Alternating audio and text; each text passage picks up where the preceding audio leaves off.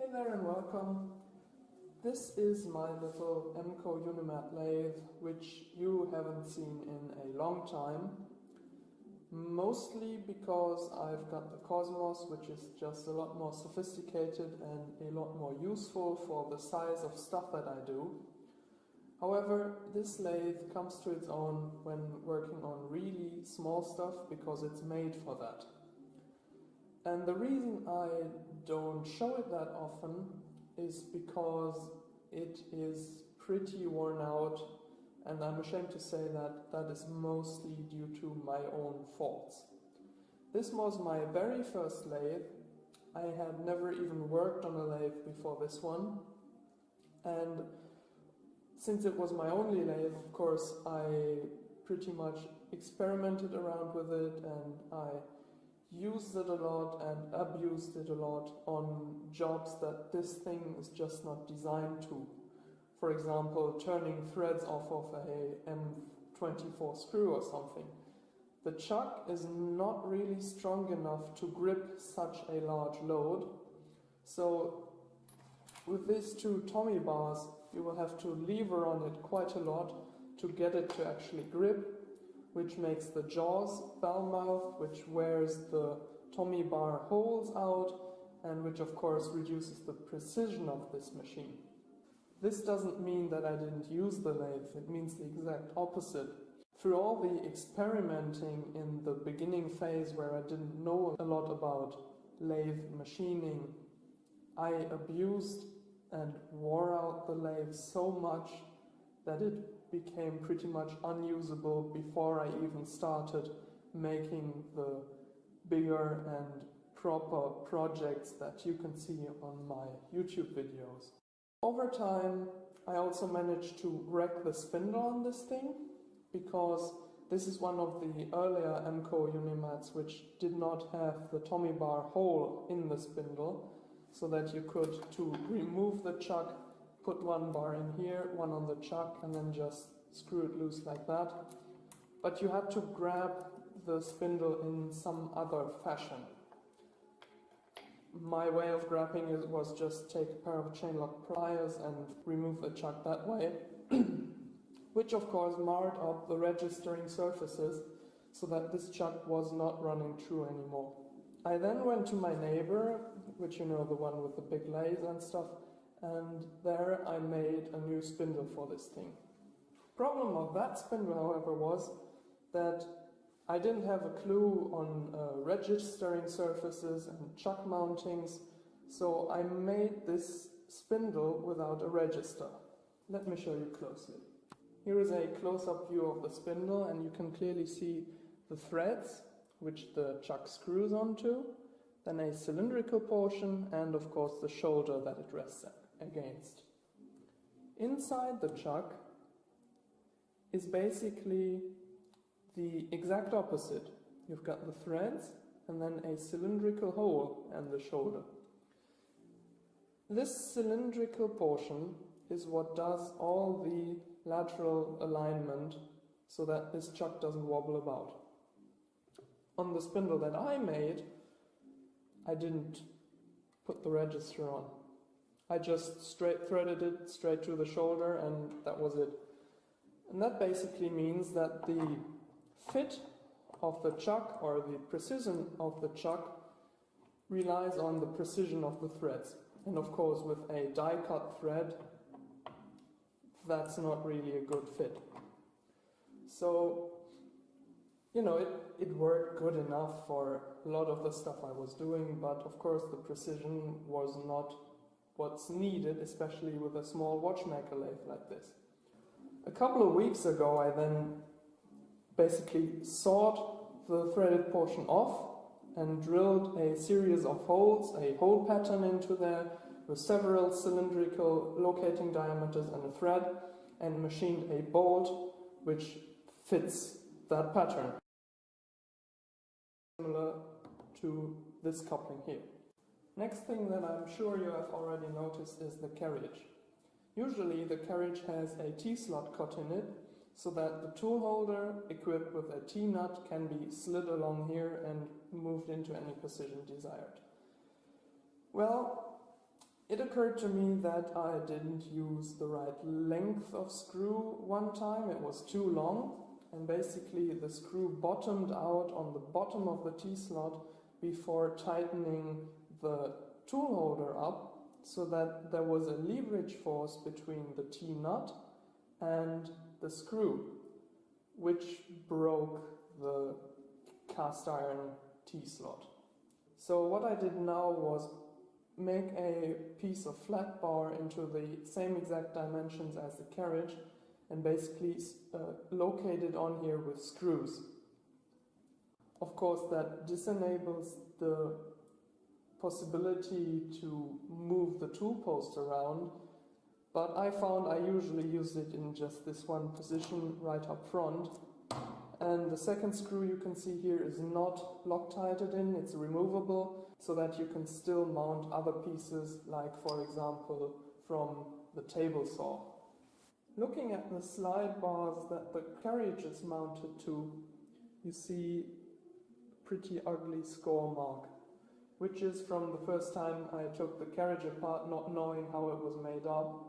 Well, apparently there is a screw, a grub screw, right in there, which keeps the bar from sliding out, and when you just punch it with a hammer without knowing, then it will of course badly score these bars.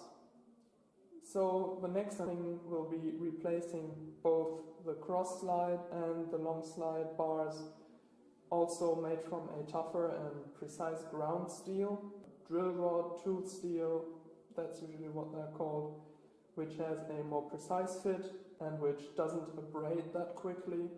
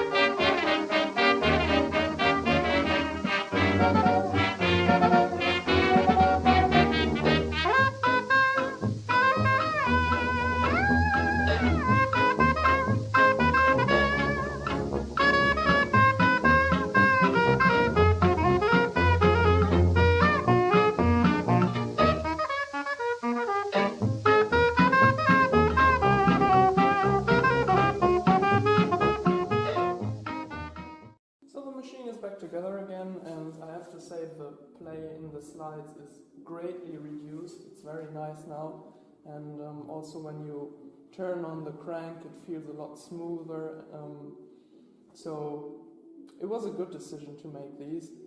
I didn't film it because there's really not much more to it than sawing them off to length, planing the ends on the lathe, and then, you know, on these ones doing nothing else, and on these ones drilling the mounting holes for the screws. When I had it completely apart, I decided to do a couple of small modifications just to improve working a bit.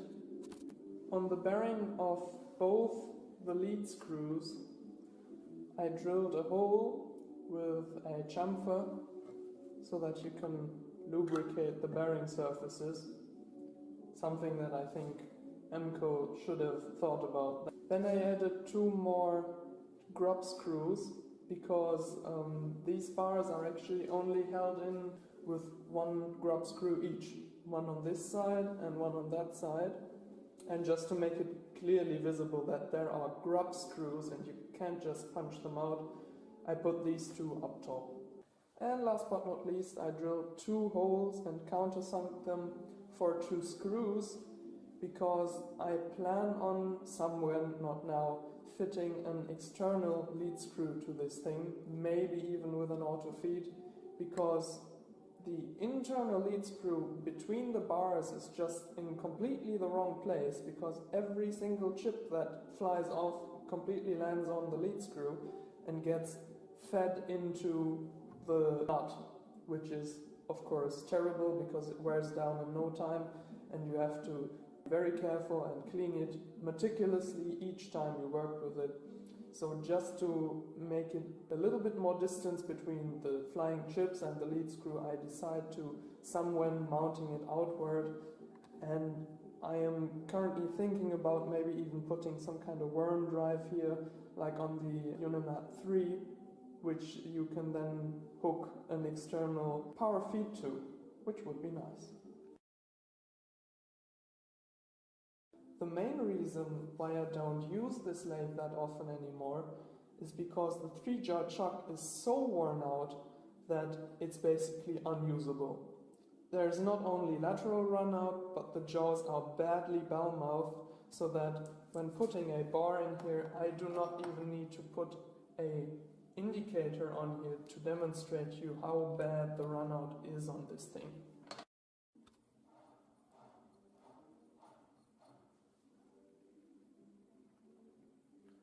This is not play in the spindle bearings, they are pretty much good as new.